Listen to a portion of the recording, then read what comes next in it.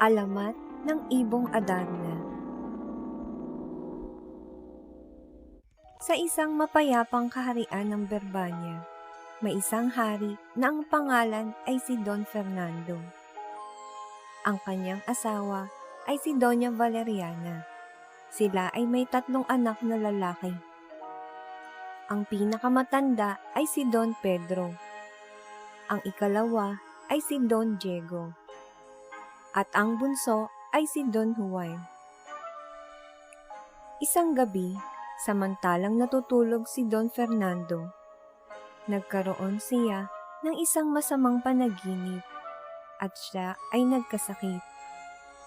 Ang kanyang panaginip ay tungkol kay Don Juan, na siya daw ay inihagi sa isang balong malalim ng 2 lalaki. Kinabukasan, ipinatawag ang lahat ng manggagamot sa Berbanya upang gamutin ang hari. Ngunit walang makapagpagaling sa kanya. Hanggat isang ermitanyo ang dumating at nagsabi na ang tanging makapagpapagaling sa kanya ay ang 7 awit ng Ibong Adarna. Ang Ibong Adarna ay matatagpuan sa puno ng Piedras Platas sa bundok ng Tabor. Isinugo ng hari ang kanyang 2 anak na lalaki upang hanapin ang Ibong Adarna. Ang una ay si Don Pedro at sumunod ay si Don Diego. Ngunit sila ay nabigo sa paghahanap sa Ibong Adarna. Dahil sa labis na pagod, sila ay nakatulog sa ilalim ng isang puno na kumikislap ang mga dahon na parang diamante. Kapag dumapo ang Ibong Adarna sa kalaliman ng gabi, ito ay umaawit at pagkatapos ay umiipot. Nang mapatakan ng ipot ng Ibong Adarna ang 2 prinsipe, sila'y naging bato. Lumipas ang 3 taon, ngunit hindi na nakabalik ang 2 prinsipe. Dahil dito, natakot si Don Fernando na isugo ang kanyang bunsong anak na si Don Juan. Dahil baka magkatotoo ang kanyang panaginip. Ngunit nagpumilit si Don Juan na hanapin ang Ibong Adarna. Samantalang si Don Juan ay naglalakbay upang hanapin ang ibon. Nakita niya ang isang kitongin na humingi sa kanya ng pagkain. Dahil si Don Juan ay may magandang kalooban, ibinigay niya ang kanyang kahuli-hulihang baon na tinapay sa matandang lalaki na kitongin. Dahil dito, tinulungan siya ng kitongin kung papaano matatagpuan ang Ibong Adarna.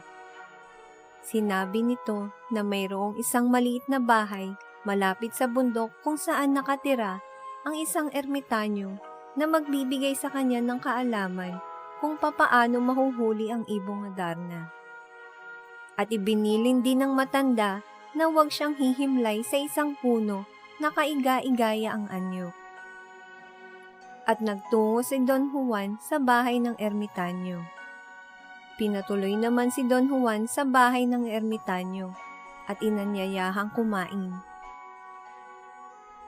Nagulat si Don Juan nang makita niya na ang pagkain na inalok sa kanya ay ang kanyang tinapay na ibinigay sa isang kitongin. Kaya't inisip ni Don Juan ng ermitanyo at ang kitongin ay iisa. Binigyan ng ermitanyo si Don Juan ng 7 dayap, matalim na labaha at gintong sintas. At kanyang sinabi na tuwing kakanta ang Ibong Adarna, kailangan sugatan niya ang kanyang katawan at patakan ng katas ng dayap ang sugat upang hindi siya makatulog. Kailangan din niyang umiwas kung ang ibon ay umipot pagkatapos umawit ng 7 awit. At kapag nahuli na niya ang Ibong Adarna, dapat talian niya ito ng gintong sintas na ibinigay sa kanya ng ermitanyo. Naging matagumpay si Don Juan na makita at mahuli ang Ibong Adarna, ayon sa bilin ng matanda. Dinala niya ang Ibong Adarna sa bahay ng ermitanyo na doon ay inilagay sa isang hawla ang ibon. Kanya ring nailigtas ang kanyang dalawang kapatid nang buhusan niya ito ng tubig ayon sa utos ng ermitanyo. Ngunit sa kabila ng mga ito, naiinggit si Don Pedro kay Don Juan at sinabi niya kay Don Diego ang kanyang masamang balak kay Don Juan. Sumang-ayon si Don Diego sa masamang balak ng kanyang kapatid. Kanilang sinaktan si Don Juan hanggang siya ay mawalan ng malay. Kinuha ni na Pedro at Diego ang ibong Adarna at dinala ito sa hari. Gayunpaman, pagdating nila sa hari, hindi humuni at umawit ang ibon. Samantala, nagdasal si Don Juan dahil sa hindi siya halos makagapang sa bugbog na tinanggap mula sa dalawang kapatid. Isang matanda ang tumulong sa kanya at siya'y hinilot hanggang gumaling. Dagli-dagli siyang umuwi at sa kanyang pagdating sa kaharian, nagpalit agad ng balahibo ang ibon at bigla itong umawit. Ang kanyang 7 mga awit ay patungkol sa ginawa ng 2 prinsipe kay Don Juan, na doon din gumaling ang hari. Nais ni Don Fernando na parusahan ng kanyang 2 anak dahil sa kanilang ginawa kay Don Juan. Ngunit paglaoy nagbago din ang kanyang isip dahil sa pakiusap na rin ni Don Juan. Ngunit isang gabi na nagbabantay si Don Juan sa ibong Adarna, siya ay nakatulog at hindi na malayan na pinakawalan ni na Pedro at Diego ang ibon. At lumipad ang ibon papalayo sa kaharian ng Berbania. Ipinasya ni Don Juan na umalis at magpunta sa bundok ng Armenia dahil sa takot na siya ang pagbintangan na nagpalaya sa ibon. Ngunit siya ay pinahanap ng hari sa kanyang 2 kapatid. Natagpuan ni Don Pedro at Don Diego si Don Juan sa Armenia. Sa kanilang paglalakbay pabalik, isang araw, nakakita sila ng isang balon. Sila'y bumaba doon, ngunit tanging si Juan lang ang nakaabot sa pondo ng balon. At sa ibaba nito, nakita niya ang isang napakagandang ginintoang palasyo. Doon, nakita din niya ang magagandang prinsesa na si Juana at Leonora. Ngunit sila ay binabantayan ng serpente na may 7 ulo at higante. Napatay ni Juan ang higante at ang serpente. Dahil doon, sumama sila Prinsesa Juana at Leonora kay Juan palabas ng balon. Ngunit naiwan ni Leonora ang kanyang singsing sa isang mesa. Dagling binalikan ni Juan ang singsing, ngunit 10 di pa lamang si Juan patungo sa ilalim ng balon ay dagling pinutol ni Pedro ang lubid. Nahulog si Juan sa ibaba ng balon at siya'y labis na nasaktan. Subalit inutusan ni Leonora ang kanyang alagang lobo upang tulungan si Juan at sila ay umalis na patungo ng Berbania. Nang makarating sa Berbania, si Diego ay kinasal kay Juana. Ngunit si Prinsesa Leonora ay humingi ng 7 taon bago magpakasal kay Pedro. Si Don Juan naman ay nakaligtas na rin mula sa balon sa tulong ng lobong alagal ni Leonora. Nakuha na rin niya ang singsing nito. Samantalang siya'y pabalik na sa Berbania, nakatulog siya sa ilalim ng isang puno na siyang pagdating ng ibong Adarna. Ngunit siya ay nagising at narinig ang awit ng ibon tungkol sa isang mas magandang prinsesa na si Maria Blanca na anak ni Haring Salermo ng kaharian ng De los Cristal. Nang marinig niya ito, siya ay nagpasya na hanapin ang kaharian ng De los Cristal. Ngunit hindi niya ito matagpuan hanggang maglakbay siya sa 5 bundok upang hanapin ang isang ermitanyo na may edad na 500. Subalit hindi rin alam ng ermitanyong ito ang De los Cristal. Kaya ipinasya ng ermitanyo na siya'y papuntahin sa 7 bundok upang hanapin naman ang isang ermitanyo na may edad na 800.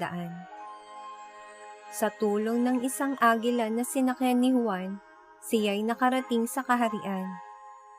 Ngunit ang bilin ng agila, siya'y dapat magtago kung ang 3 prinsesa ay maliligo tuwing ika-4.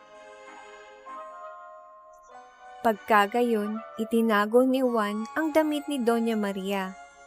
At pagkatapos maligo nito, ay hinanap ni Maria ang kanyang damit. Ngunit paglipas ng 1 oras, ay nagpakita na rin si Juan. At ipinahayag ang kanyang malinis na layunin sa prinsesa. Gayunpaman, hindi nagalit ang prinsesa, at ibinili niya ang kanyang gagawin kapag siya ay makita ni Haring Salermo. Sinubok ni Haring Salermo si Juan. Naging mahigpit ang mga pagsubok na ibinigay ni Haring Salermo kay Juan. 7 pagsubok ang pinagdaanan ni Don Juan, at ito'y pawang matagumpay sa pamamagitan ng mahika ni Doña Maria Blanca. Subalit napag-alaman ni Doña Maria Blanca na ibig ipakasal sa isang tiya sa Inglaterra ng kanyang ama si Don Juan. Nagkaroon ng labo-labo at nagtana ng 2 magkasintahan. Subalit, isinumpa ni Haring Salermo na malilimot ni Don Juan si Doña Maria Blanca kapag may ibang babae ang unang tumingin sa mata ni Don Juan. Nangyari nga ang sumpa ni Haring Salermo, kaya't si Don Juan ay itinakdang ipakasal kay Doña Leonora. Nagalit si Doña Maria Blanca, at sa araw ng kasalan ay dumating itong bihisang isang magandang kasuotan at sakay sa magarang karosa. Sa pamamagitan ng mahika ni Doña Maria Blanca, ay naalaala ni Don Juan kung sino ang tunay niyang iniibig. At hiniling na niyang silang 2 ni Maria Blanca ay ipakasal. Mariing tumutol si Doña Leonora at nagkaroon ng ilang pagpapaliwanag at pagtatalo. Isinangguni sa arsobispo ng Berbania ang naturang usapin at iminungkahi nitong dapat pakasal si Don Juan kay Doña Leonora. Nagalit si Doña Maria Blanca at pinabaha ang buong palasyo sa tulong ng kanyang mahika. Si Don Juan na ang nagpasya. Ibig niyang makasal sila ni Doña Maria Blanca at sina Doña Leonora at Don Pedro naman. Natuloy nga ang kasalan at hinirang ni Haring Fernando na bagong hari at reyna ng kahariang Berbania sina Don Juan at Doña Maria Blanca. Tumutol ang huli sapagkat babalik daw sila sa kahariang Reino de los Cristales, kaya't nauwi ang trono kina Don Pedro at Doña Leonora. Sina Don Juan at Doña Maria Blanca ay bumalik nga sa kahariang Reino de los Cristales at silang 2 ang namuno roon. At yan ang kwento ng Ang Alamat ng Ibong Adarna.